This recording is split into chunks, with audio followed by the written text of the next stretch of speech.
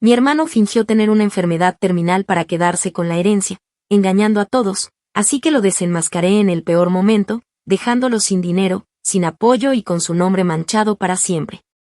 Nunca pensé que la traición más dolorosa vendría de la persona con la que compartí mi infancia, con quien pasé noches enteras hablando de nuestros sueños y quien, al menos en mi ingenuidad, creí que siempre estaría de mi lado. Mi hermano Oscar, el hijo mayor, el favorito de mi madre, el que parecía tener todo bajo control, resultó ser el peor de los depredadores. Uno que no tuvo reparos en manipular los sentimientos más profundos de nuestra familia para quedarse con todo lo que no le correspondía. No le importó el dolor de nuestra madre, no le importó el legado de nuestro padre, no le importó absolutamente nada más que su propia codicia. Y lo peor de todo es que, por un tiempo, logró salirse con la suya, engañándonos a todos con su supuesta enfermedad terminal, jugando con el miedo y la desesperación de quienes lo amaban, asegurándose de que nadie cuestionara sus mentiras, porque ¿quién sería tan cruel como para dudar de alguien que está supuestamente al borde de la muerte? Pero yo sí dudé. Lo hice desde el principio, aunque fui silenciada, etiquetada como insensible, como la hermana sin corazón que no sabía lo que era preocuparse por su familia. Y durante meses, fui testigo de cómo Oscar tejía su red de mentiras con una habilidad que solo alguien verdaderamente podrido por dentro podría tener. Vi cómo convencía a nuestra madre de que su tiempo se agotaba, cómo lograba que vendiera bienes, que entregara ahorros, que sacrificara todo lo que podía para garantizarle una buena calidad de vida en sus últimos días. Vi cómo la desesperación de mi madre la volvía ciega, cómo se negaba a escuchar cualquier intento mío de hacerla razonar, cómo cada vez que intentaba cuestionar la situación, su respuesta siempre era la misma. No seas egoísta, es tu hermano, está muriendo. La tragedia que nos colocó en esta posición comenzó con la muerte de nuestro padre. Un infarto fulminante, un golpe inesperado que nos dejó tambaleando, sumidos en un vacío que no sabíamos cómo llenar. Él era el pilar de la familia, el hombre que había construido un negocio con esfuerzo y dedicación, que nos enseñó a trabajar, que nos inculcó la importancia del sacrificio y el respeto. Su muerte nos dejó sin rumbo, pero además de la tristeza, también trajo consigo algo que desató el caos, su herencia. No éramos millonarios, pero su empresa era próspera, generaba ingresos suficientes como para garantizar que nunca nos faltara nada. En su testamento, dejó estipulado que la compañía y la mayor parte de sus bienes se dividirían en partes iguales entre Oscar y yo, mientras que mi madre recibiría la casa y una pensión más que suficiente para vivir cómodamente por el resto de su vida. Por supuesto, en aquel entonces yo creía que todo sería justo. Jamás imaginé que alguien de nuestra propia sangre pudiera ver la muerte de nuestro padre como una oportunidad para enriquecerse a costa de los demás. Pero Oscar lo vio.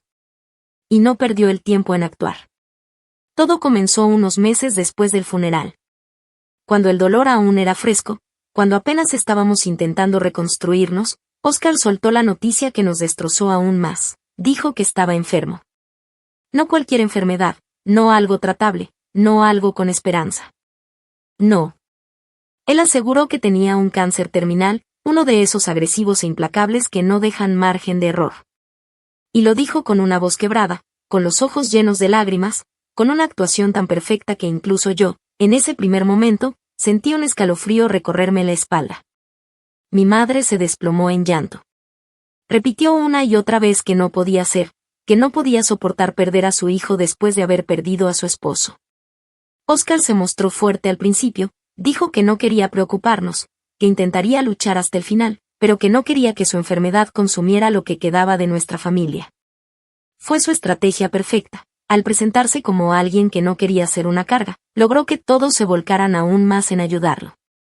Mi madre, completamente consumida por el pánico, tomó la decisión sin siquiera consultarme. Vamos a vender parte de la empresa. No podemos dejar que muera sin darle la mejor atención posible. Y ahí empezó todo. Yo intenté intervenir. Dije que deberíamos consultar con otros médicos, que podríamos buscar otras opciones sin tomar decisiones drásticas, pero cada palabra mía era recibida como un ataque. Mi madre me miró con decepción y repitió una y otra vez que no entendía cómo podía ser tan fría, que si fuera yo la que estuviera enferma, Oscar no dudaría ni un segundo en ayudarme. La familia entera, amigos, conocidos, Todos comenzaron a verme como la hermana despiadada, la egoísta, la que no quería hacer sacrificios por su propio hermano moribundo. Oscar jugó su papel a la perfección, se mostró débil, vulnerable, hablando de la vida que no llegaría a vivir, de los sueños que nunca cumpliría, de lo mucho que le dolía dejarnos tan pronto. Y cuando llegó el momento de recibir dinero, no hubo duda, no hubo preguntas, no hubo resistencia. Con el paso de los meses, el dinero comenzó a fluir. Mi madre traspasó grandes sumas a la cuenta de Oscar para que él pagara sus tratamientos, vendió acciones de la empresa para costear sus supuestas quimioterapias. Incluso puso a la venta propiedades para asegurarse de que él no le faltara nada. Mientras tanto, él mantenía su teatro, asegurándose de que todos lo vieran como el hijo devoto que no quería preocuparnos con detalles innecesarios. No permitía que lo acompañáramos a sus citas médicas, decía que prefería ir solo para no vernos sufrir, y cada vez que le pedíamos información, respondía con evasivas, con un dolor fingido que lo hacía ver aún más creíble. Pero yo notaba algo. Algo que no cuadraba. Un vacío en su historia, pequeños detalles que no tenían sentido.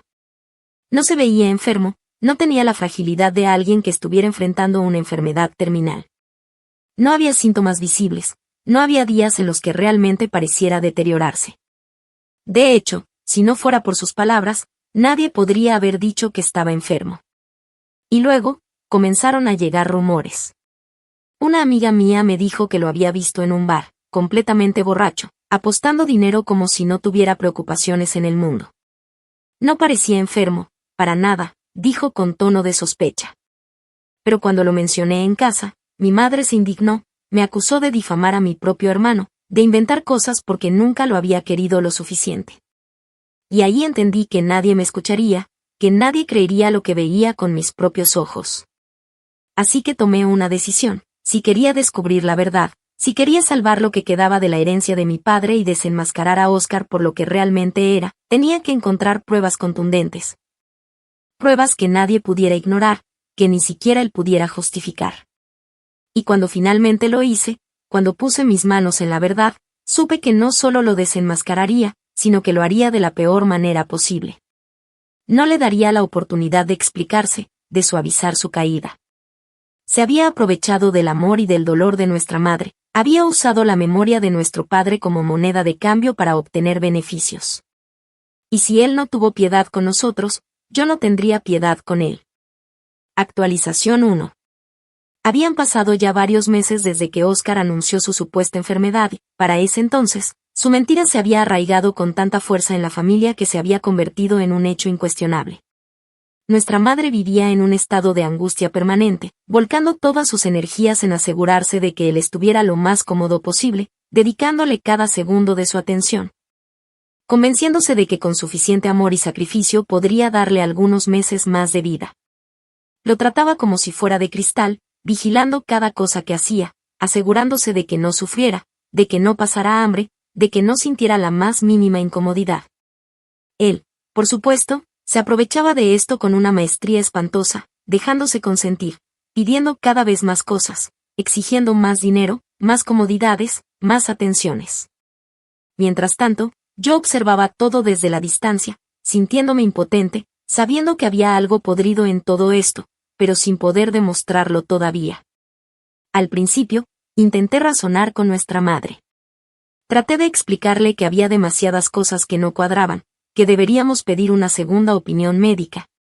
Que sería mejor tener información clara y concreta antes de seguir vendiendo propiedades y entregándole dinero sin control. Pero cada vez que intentaba hablar, su reacción era la misma, una mezcla de incredulidad y rabia, una expresión de dolor que parecía perforarme el pecho cuando me decía que no entendía cómo podía ser tan insensible. Que no entendía cómo podía desconfiar de mi propio hermano cuando estaba enfrentando algo tan horrible. Si fueras tú la que estuviera muriendo, él haría todo por ti, repetía una y otra vez, con una convicción ciega que me revolvía el estómago. Las cosas empeoraron cuando Oscar empezó a utilizar su supuesto estado terminal como un escudo contra cualquier posible cuestionamiento. Cada vez que alguien sugería acompañarlo a una consulta, inventaba alguna excusa absurda para ir solo. Decía que prefería ahorrarnos el sufrimiento de verlo así, que no quería que lo viéramos conectado a máquinas o recibiendo tratamientos invasivos. Afirmaba que los doctores le habían dicho que lo mejor era llevar su enfermedad en paz, que el estrés de nuestra presencia solo aceleraría su deterioro. Y como él era el pobre hombre muriendo, nadie se atrevía a cuestionarlo. Cualquier intento de conversación sobre su salud terminaba con él bajando la cabeza, suspirando con tristeza y diciendo que no quería hablar más del tema porque era demasiado doloroso. Pero yo veía las grietas en su historia. No había síntomas evidentes. No tenía pérdida de peso significativa, no había días en los que realmente pareciera estar luchando contra una enfermedad terminal. Se veía bien, incluso con más energía que antes. No tenía los ojos hundidos ni la piel pálida que uno esperaría de alguien en esa condición. A veces parecía olvidarse de que estaba actuando y se comportaba con total normalidad, solo para luego cambiar repentinamente cuando se daba cuenta de que lo estaban observando. La primera gran señal de que algo estaba muy mal llegó una tarde cuando una amiga de la familia, que trabajaba en una clínica privada, vino de visita. En algún momento, mi madre empezó a contarle, entre lágrimas, sobre la enfermedad de Oscar y lo difícil que estaba haciendo todo. La mujer, con una expresión de genuina sorpresa, preguntó en qué hospital lo estaban tratando, porque nunca había escuchado de un caso similar en la ciudad. Oscar, que hasta ese momento había estado en silencio, se apresuró a intervenir con una sonrisa cansada y dijo que estaba viendo a un especialista en otra ciudad. Que su caso era muy raro y requería un tratamiento experimental que no estaba disponible localmente. La respuesta fue lo suficientemente vaga como para que la mujer no pudiera hacer más preguntas, pero en ese momento supe que estaba improvisando. Eso me llevó a una idea. Si decía que estaba yendo a otro lugar para recibir tratamiento, entonces debía haber algún tipo de rastro, algo que pudiera verificar. Así que, en los días siguientes, empecé a investigar por mi cuenta. Revisé los registros de los hospitales más cercanos, busqué nombres de oncólogos en la región, llamé a algunos lugares diciendo que tenía un familiar con un diagnóstico similar y quería pedir información. Nada. No había rastro de ningún Oscar con un diagnóstico terminal en ninguna parte. Mi sospecha se convirtió en certeza cuando recibí una llamada de una amiga que no veía hace tiempo. Me contó algo que me dejó sin aliento. Había visto a Oscar en un bar exclusivo, bebiendo whisky, rodeado de amigos y apostando grandes sumas de dinero en una mesa de póker. No solo eso, sino que parecía estar en perfecta forma, sin ninguna señal de debilidad o sufrimiento. No parecía alguien que estuviera muriéndose, me dijo, con un tono de desconcierto en la voz. Ese fue el momento en el que todo dentro de mí se rompió. Ya no era una simple sospecha, no era solo una corazonada. Era la prueba de que mi hermano nos estaba engañando. Nos estaba usando. Había jugado con los sentimientos de nuestra madre, había manipulado su dolor, se había aprovechado de su amor incondicional para vaciarle los bolsillos mientras él se daba la gran vida con el dinero que no le pertenecía. Pero en lugar de confrontarlo de inmediato, en lugar de armar un escándalo y dejar que se defendiera con más mentiras, decidí esperar. No iba a permitir que escapara con una excusa improvisada. No iba a darle la oportunidad de negar lo que había hecho sin pruebas contundentes que lo dejaran sin salida. Quería verlo caer con el mismo nivel de teatralidad con el que nos había engañado. Quería que sintiera la misma desesperación que él nos había hecho sentir. Quería que su mundo entero se derrumbara, que su nombre quedara manchado para siempre, que no pudiera dar un solo paso sin que la gente lo mirara con desprecio. Así que tomé una decisión, iba a investigarlo a fondo. Iba a seguir cada uno de sus movimientos, a rastrear a dónde iba, en qué gastaba el dinero, con quién se reunía. No solo lo desenmascararía, sino que lo haría en el peor momento posible, cuando pensara que estaba en la cima de su engaño, cuando creyera que ya nadie podría descubrirlo. Iba a hacer que pagara. Y no solo con la pérdida del dinero. No solo con la pérdida del apoyo de nuestra madre. No. Iba a asegurarme de que su nombre quedara destruido, de que su reputación quedara por los suelos, de que nunca pudiera recuperar la confianza de nadie. Porque si él no tuvo piedad cuando decidió aprovecharse del dolor de nuestra familia, yo tampoco la tendría cuando llegara el momento de su caída. Actualización 2. Pasaron varias semanas desde que confirmé mis sospechas, semanas en las que tuve que contener la ira que se acumulaba dentro de mí cada vez que veía a Oscar continuar con su farsa sin el menor remordimiento. Seguía jugando el papel del mártir, dejándose consentir por nuestra madre, recibiendo dinero sin pestañear, fingiendo dolor cuando le convenía. Yo, por mi parte, fingía otra cosa, que había aceptado la situación, que había dejado de cuestionarlo, que había decidido, como él decía, ser una buena hermana en sus últimos días. Esa fue mi primera victoria. Al creer que ya no dudaba de él, bajó la guardia. Sabía que si quería destruirlo, necesitaba pruebas contundentes, algo que nadie pudiera ignorar o justificar. No bastaba con una historia contada por terceros, con rumores o con mis propias sospechas. Lo que necesitaba era evidencia concreta, algo tan irrefutable que hasta nuestra madre, ciega por su amor y su miedo, no pudiera seguir defendiéndolo. Así que decidí actuar con cuidado, con paciencia, con una frialdad que nunca antes había experimentado. No iba a apresurarme, no iba a cometer errores. Contraté a un investigador privado. Fue una decisión difícil porque nunca me imaginé haciendo algo así contra mi propio hermano, pero ya no podía permitirme sentimentalismos. Este hombre, un profesional con años de experiencia en descubrir fraudes y engaños, me aseguró que si Oscar estaba mintiendo, lo descubriría. Le entregué toda la información que tenía, los lugares donde supuestamente se trataba, los movimientos sospechosos de dinero, los nombres de los médicos que había mencionado, y que no existían en ningún registro. Me pidió tiempo, asegurándome que, si Oscar estaba llevando una doble vida, encontraría la prueba. Los primeros días fueron frustrantes. No había movimientos evidentes, nada que pudiera señalarlo con claridad. Mi madre estaba tan obsesionada con cuidarlo que rara vez lo dejaba solo, lo que significaba que él tenía que ser más discreto con sus escapadas. Pero con el paso del tiempo, y gracias a su creciente confianza en que nadie dudaba de él, empezó a descuidarse. El investigador lo siguió. Lo vio salir de casa diciendo que iba a una sesión de tratamiento experimental, en lugar de dirigirse a un hospital o clínica, se fue a un restaurante de lujo en el centro de la ciudad. Allí pasó horas comiendo y bebiendo, riéndose con un grupo de amigos como si su vida estuviera perfectamente normal. Luego, lo siguió hasta un casino, donde apostó cantidades ridículas de dinero, sumas que, sin duda, provenían de los fondos que mi madre le había transferido para sus tratamientos. En un solo fin de semana, Oscar había gastado más dinero del que una persona en su supuesto estado debería haber usado en toda su medicación mensual. Pero la prueba definitiva llegó unos días después. Lo siguieron a una agencia de viajes. Allí, compró boletos de avión en primera clase, reservó un hotel 5 estrellas y planificó unas vacaciones en la playa. Todo con el dinero que nuestra madre le había dado entre lágrimas, creyendo que lo usaba para tratar de prolongar su vida. Cuando el investigador me mostró las fotos y los videos, sentí que la ira me quemaba por dentro. No se trataba solo de mentiras. No era solo la farsa de su enfermedad. Era el descaro, la desfachatez con la que había jugado con nuestra madre, con la memoria de nuestro padre, con toda la familia. Mientras ella pasaba noches en vela preocupada por su supuesto estado, mientras vendía lo que tenía para darle más dinero, él se divertía, se emborrachaba, apostaba y planeaba viajes de lujo.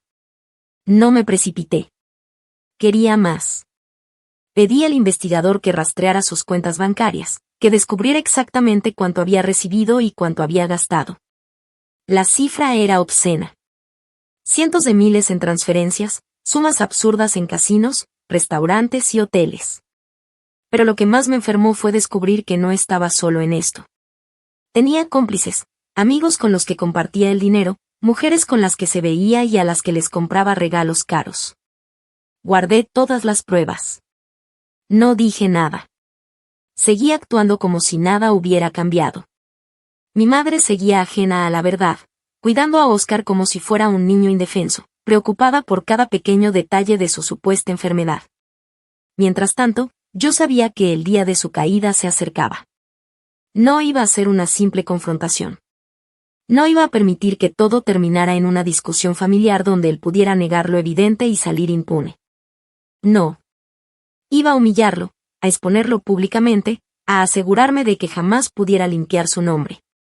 Iba a esperar el momento perfecto, el instante en el que su mentira estuviera en su punto más alto, cuando pensara que ya había ganado. Y en ese momento, lo destruiría. La venganza no es solo un acto impulsivo. Es paciencia, es estrategia, es asegurarse de que cuando llegue el golpe, no haya escapatoria. Y yo estaba lista para hacer que cayera de la forma más brutal posible. Actualización 3. El momento de actuar estaba cada vez más cerca, pero no podía permitirme ningún error. Oscar se había salido con la suya durante demasiado tiempo, manipulando a nuestra madre, engañando a nuestra familia y utilizando el dolor como un escudo contra cualquier duda. No bastaba con desenmascararlo en privado. Si lo hacía de manera precipitada, si simplemente lo confrontaba en casa con las pruebas en la mano, encontraría la forma de retorcer la situación a su favor. Siempre había sido hábil con las palabras, un manipulador nato, y sabía que si le daba la oportunidad, se haría la víctima. Diría que todo era un malentendido, que si estaba enfermo pero que no había querido preocuparnos, que las fotos, los videos, las cuentas bancarias, todo tenía una explicación lógica. No. Eso no iba a pasar. Su caída tenía que ser pública, innegable, definitiva. Tenía que quedar expuesto ante todos, sin escapatoria, sin posibilidad de limpiar su nombre. Así que planeé cada detalle con una precisión milimétrica. La clave era encontrar el escenario perfecto, un momento en el que su mentira estuviera en su punto más alto, cuando la gente estuviera más dispuesta a compadecerse de él. Cuando él mismo creyera que tenía a todos en la palma de su mano. No tardé en dar con la oportunidad perfecta. Mi madre, convencida de que los días de Oscar estaban contados, había comenzado a hablar sobre la idea de organizar un evento en su honor, algo que le permitiera despedirse de todos sus seres queridos. Una especie de homenaje en vida. Y no solo eso, quería convertirlo en una recaudación de fondos. Creía que con la ayuda de la comunidad, de amigos, de socios de la empresa, podríamos reunir suficiente dinero para costearle los últimos tratamientos, aquellos que supuestamente prolongarían su vida un poco más. La idea era absurda, pero al mismo tiempo, era perfecta para lo que necesitaba. Oscar, por supuesto, aceptó con entusiasmo. No podía negarse sin levantar sospechas, y un evento así significaba aún más dinero en sus bolsillos. La fecha se fijó, la lista de invitados se expandió, se reservaron mesas en un elegante salón de eventos, y se empezó a coordinar todo para que fuera una noche inolvidable. Y lo sería. Aproveché el tiempo de preparación para hacer mi jugada final. Con la ayuda del investigador, recopilé todas las pruebas en un formato que nadie podría ignorar. No solo tenía fotos y videos de Oscar derrochando dinero en bares y casinos, sino extractos bancarios que mostraban cada transacción fraudulenta. Cada retiro masivo de dinero que mi madre le había dado con la esperanza de salvarlo. Pero lo más importante fue un video en el que, sin darse cuenta, Oscar había sido grabado admitiendo, entre risas, que todo era una farsa. Ocurrió en una de sus noches de fiesta. Estaba ebrio, rodeado de amigos, jactándose de su obra maestra, diciendo que su familia era tan estúpida que había logrado que le dieran todo sin cuestionar nada. Dijo, palabra por palabra, que mientras siguiera fingiendo estar enfermo, podría seguir disfrutando de la vida sin mover un dedo. Ese video era el golpe de gracia. El día del evento, todo estaba dispuesto. La sala estaba decorada con un aire solemne, con fotos de Oscar en su supuesta lucha contra la enfermedad, con frases inspiradoras sobre la vida y el valor. La gente llegó con el ánimo bajo, conmovida por la tragedia de un joven que estaba enfrentando sus últimos días con dignidad. Los discursos comenzaron. Mi madre habló con lágrimas en los ojos, agradeciendo a todos por su apoyo y diciendo lo mucho que significaba para Oscar tenerlos allí. Luego, él tomó el micrófono, y como era de esperarse, comenzó a actuar. Habló de su batalla, de lo mucho que le dolía dejar a su familia, de lo agradecido que estaba por el amor que había recibido. Y entonces, justo cuando las donaciones empezaban a fluir, cuando la compasión de los asistentes estaba en su punto más alto, lo interrumpí. Me puse de pie y, con la voz calmada pero firme, pedí la atención de todos. Antes de continuar, quiero compartir algo con ustedes, dije, mientras las luces del salón se apagaban y una pantalla gigante se encendía detrás de mí. El video comenzó a reproducirse. La primera imagen mostraba a Oscar en un bar, bebiendo whisky, riendo, rodeado de amigos. Luego, las tomas de los casinos, los hoteles de lujo, las compras extravagantes. La gente empezó a murmurar. Algunas personas se giraron hacia él, confundidas, esperando una explicación. Pero antes de que pudiera decir nada, Llegó el momento clave, la grabación en la que, con total arrogancia, admitía que todo era un engaño, que se estaba aprovechando de nosotros, que era la mejor estafa de su vida. El silencio en la sala era sepulcral. Luego, estalló el caos. Mi madre se llevó las manos a la boca, pálida como un cadáver. Los invitados se miraban entre sí, indignados, traicionados. Algunos socios de la empresa, que hasta ese momento habían considerado seguir apoyándolo económicamente, se pusieron de pie y salieron sin decir una palabra, entendiendo que estaban frente a un fraude. Óscar intentó reaccionar, pero era demasiado tarde. Cualquier cosa que dijera no importaba, porque la evidencia estaba ahí, expuesta para todos. Yo lo observé en silencio, disfrutando cada segundo de su humillación. Lo vi titubear, tartamudear, mirar a su alrededor buscando apoyo, pero no encontró nada. No esta vez. Mi madre se puso de pie, con los ojos llenos de lágrimas, pero no de tristeza, sino de una decepción tan profunda que parecía haberle robado el alma. Su voz apenas fue un susurro cuando le preguntó cómo había podido hacer algo así, cómo había tenido el descaro de jugar con el amor y la confianza de su propia familia. Pero Óscar no tenía respuestas. No había excusas que pudieran salvarlo. Y yo aún no había terminado. Con una calma helada, saqué un sobre de mi bolso y lo coloqué sobre la mesa frente a él. Era la documentación legal que había preparado con un abogado, un proceso que ya estaba en marcha para demandarlo por fraude y apropiación indebida. No solo perdiste el dinero. También perdiste la empresa. Todo lo que creías que tenías, todo lo que robaste, ahora te será arrebatado. No solo por mí, sino por la ley, dije, viendo cómo la última pizca de color desaparecía de su rostro. El evento terminó en un desastre. Óscar salió corriendo, sin dignidad, sin respaldo, sin nada. Y yo, por primera vez en meses, sentí una paz absoluta. Pero esto era solo el principio de su caída. Actualización 4. Después de aquella noche, nada volvió a ser igual. El evento, que en un principio estaba destinado a ser un homenaje a Óscar, terminó convirtiéndose en la escena de su ejecución pública. En cuestión de minutos, la imagen que había construido con tanto esfuerzo se desplomó como un castillo de naipes, y con ella se fue su credibilidad, su dignidad y cualquier rastro de compasión que alguien pudiera sentir por él. Pero aunque verlo huir, derrotado y humillado, fue un placer indescriptible, mi trabajo aún no había terminado. El daño que había causado no se desvanecía con su vergüenza. Mi madre quedó destrozada, no solo porque había perdido al hijo que tanto creía amar, sino porque entendió que había sido una pieza clave en su fraude, una cómplice involuntaria que, con su devoción ciega, había facilitado el robo de los bienes de la familia. Desde aquella noche, apenas hablaba, caminaba como una sombra dentro de la casa, con los ojos hundidos y el peso de la traición marcando cada uno de sus movimientos. Se negaba a salir, a ver a la gente, a enfrentar las miradas de los vecinos y amigos que ahora la veían con pena y desdén. No podía perdonarse a sí misma. Por mi parte, no podía permitirme detenerme. La venganza no estaba completa. Óscar había vivido meses, incluso años, sin consecuencias reales, aprovechándose del amor de los demás, burlándose de nuestra confianza. Pero esa impunidad había llegado a su fin, y yo iba a asegurarme de que sintiera el peso de cada uno de sus actos. Días después del evento, comencé la ofensiva legal. Los documentos que le entregué aquella noche no fueron una amenaza vacía. Ya había hablado con abogados, ya había reunido todas las pruebas necesarias, y ahora estaba lista para demandarlo. No solo por fraude, sino por malversación, apropiación indebida y daño patrimonial. Con todas las pruebas en mi poder, era imposible que escapara.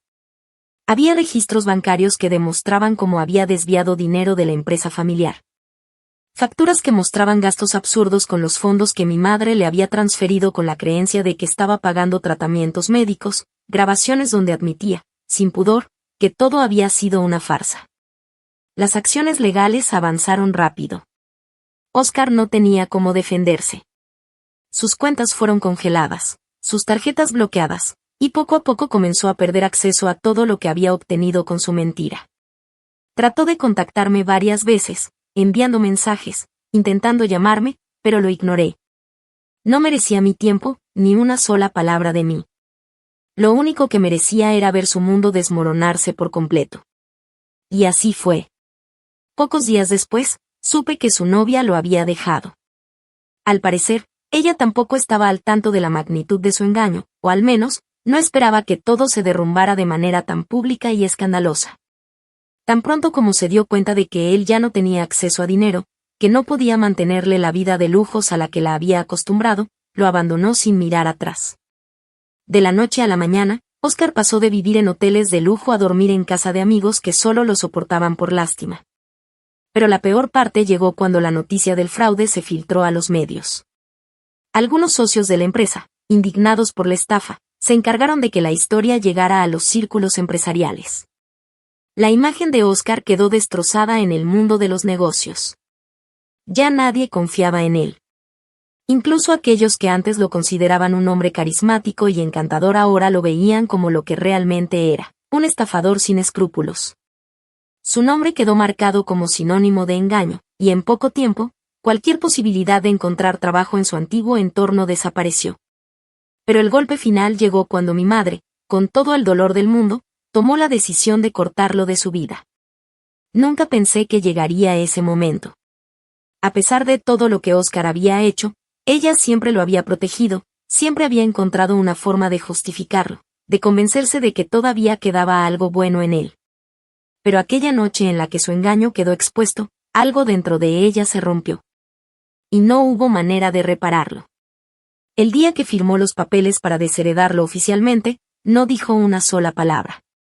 Estaba sentada en su sillón, con la mirada perdida en algún punto del suelo, sosteniendo el bolígrafo con las manos temblorosas. Cuando finalmente estampó su firma, dejó el papel sobre la mesa con una fragilidad que nunca antes le había visto. Susurró, más para sí misma que para mí, que no podía creer que su propio hijo la hubiera convertido en una víctima de una estafa. Oscar lo perdió todo. Sin dinero, sin apoyo, sin credibilidad, se vio reducido a la nada en cuestión de semanas. Lo último que supe de él fue que intentó buscar ayuda en amigos que, hasta ese momento, lo habían acompañado en su vida de excesos. Pero, como era de esperarse, ninguno quiso involucrarse con alguien cuya reputación estaba completamente destruida. Intentó presentarse como la víctima, decir que todo había sido un malentendido, que lo estaban acusando injustamente, pero nadie le creyó. Ya no era el hombre encantador y carismático que convencía a todos con su sonrisa. Ahora era un paria, una vergüenza, alguien a quien todos querían olvidar. Y yo, por fin, me sentí satisfecha. La venganza no siempre es rápida. No siempre es un momento de furia inmediata. A veces, la verdadera justicia requiere paciencia, requiere esperar el momento perfecto para asestar el golpe final.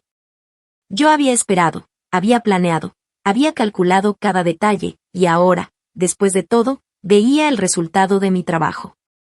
Oscar no solo perdió el dinero. No solo perdió la empresa. Perdió el respeto, la confianza, el amor de quienes alguna vez estuvieron dispuestos a darlo todo por él. Y esa, más que cualquier otra cosa, fue la peor condena que pudo recibir. Pero aún faltaba un último detalle. Un último golpe. Algo que asegurara que su caída fuera definitiva. Algo que asegurara que no tuviera ni la más mínima posibilidad de volver a levantarse. Y ese golpe final estaba por llegar. Actualización final.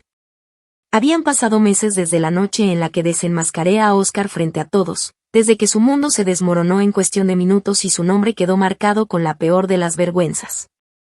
Pero para mí, la venganza no había terminado. No podía darme el lujo de dejar cabos sueltos, no después de todo lo que había hecho, no después del daño que había causado. Mi hermano no solo se había aprovechado del amor de nuestra madre, no solo había robado dinero y dilapidado nuestra herencia en lujos y excesos, sino que había mancillado el recuerdo de nuestro padre, usando su muerte como una oportunidad para enriquecerse a costa del dolor ajeno. Y aunque ya había perdido todo, aunque estaba reducido a un paria sin dinero ni aliados, todavía había un último golpe que debía asestarle. No lo busqué, no me interesaba saber de él, pero la información me llegaba de todas formas. Oscar había tocado fondo de la peor manera. Con sus cuentas congeladas, sin dinero y con deudas acumuladas en cada rincón en el que había derrochado su fortuna, se vio obligado a abandonar el estilo de vida que tanto había disfrutado. Lo habían echado de todos los lugares en los que alguna vez fue bien recibido. Su antiguo círculo de amigos lo había dejado atrás como si jamás hubiera existido. Sus socios comerciales ya no querían saber nada de él y hasta la gente con la que solía salir de fiesta se había deshecho de su presencia con el mismo desprecio con el que se sacude el polvo de los zapatos. Intentó regresar a casa de mi madre, pero esa puerta estaba cerrada para siempre. Nunca pensé que ella sería capaz de tomar una decisión tan firme, de alejarse completamente de él, pero después de la humillación pública, después de darse cuenta de que había sido víctima de su propio hijo, algo dentro de ella se rompió de manera irreversible. Cuando Oscar apareció en la puerta, con la expresión derrotada y el tono lastimero que solía funcionar con ella, esperando que lo acogiera como tantas veces antes, lo único que recibió fue un rechazo frío y definitivo. Mi madre le dijo: no tengo un hijo que se haya burlado de mí de esa manera. No vuelvas. Luego cerró la puerta y no miró atrás. Ese día, Oscar desapareció. Durante semanas no supe nada de él, y sinceramente, no me interesaba saberlo. Pero, como siempre ocurre con este tipo de personas, cuando creen que ya no tienen nada más que perder, intentan lo imposible con tal de recuperar lo que alguna vez tuvieron. Y así fue como supe que no había aprendido absolutamente nada de su caída, porque en lugar de asumir su destino, intentó desafiarlo. Un conocido me informó que Oscar estaba intentando reconstruirse en otra ciudad.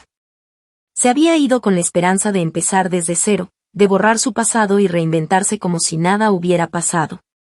Pero la reputación de alguien como él no se limpia con un simple cambio de dirección. En los tiempos en los que vivimos, un escándalo no desaparece solo porque uno se muda. Los registros de su fraude, las noticias sobre su engaño, los documentos legales en su contra seguían existiendo, y donde quiera que intentara establecerse, la sombra de su pasado lo seguía. Intentó conseguir trabajo, pero nadie confiaba en él. Intentó hacer conexiones en nuevos círculos sociales, pero la gente lo investigaba, encontraba su historia y se alejaba de inmediato. La verdad sobre lo que hizo estaba ahí, al alcance de cualquiera que tuviera acceso a Internet, y cada vez que intentaba fingir que su pasado no existía, alguien se encargaba de recordárselo. Y yo, desde mi posición, me aseguré de que jamás pudiera escapar de su destino. Me encargué de que su historial llegara a cada lugar al que intentó ir. Aseguré que su nombre nunca fuera olvidado en los espacios en los que buscaba integrarse. Si intentaba postularse para un trabajo, su empleador recibía información detallada sobre su historial de estafas. Si trataba de entrar en círculos sociales, alguien se encargaba de exponer su verdadera identidad. Si buscaba ayuda, se encontraba con puertas cerradas. No fue inmediato, no fue un golpe seco, pero fue algo mucho mejor, una condena lenta e implacable. Cada vez que intentaba levantarse, alguien recordaba quién era realmente.